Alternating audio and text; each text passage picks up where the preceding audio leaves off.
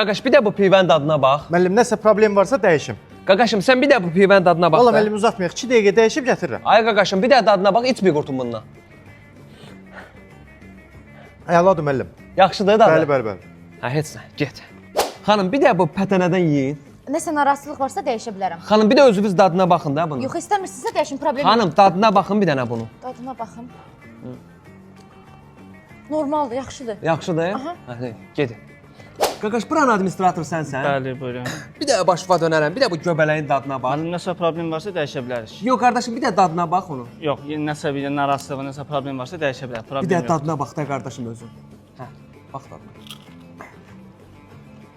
Müəllim, əladır, super. Yaxşıdır? Bəli. Hə, get qardaşım, get. Deməli şot gəlib 36 manat, düzdürmü? Bəli, bəli. Aha. Sən nə içmişdin məndən pivə? Pivə bir qurtum. Pivə. Bir qurtum 3 manat. Ay müəllim 3 manat nə 3 durur? manat dən görək, dən görək. Sən nə yemişdin xanım? Bir dənə pətənə. Pətənə, sənə də 4 manat.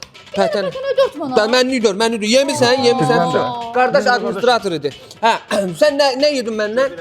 Göbələk 5 manatda sən. Səsin bizə çıxırı dilləndə Hə, bir dəqiqə dayanın, görüm də yeməmisiniz məndən. Mən tək ödəməliyəm şotu. Yox. Yox, mənə dəxli yoxdur onun. Qardaş, mən zakaz verdiyim mahnıya qulaq asmısan da, düzdürmü? Hə, 10 manat da səndən. 10 manat da səndən.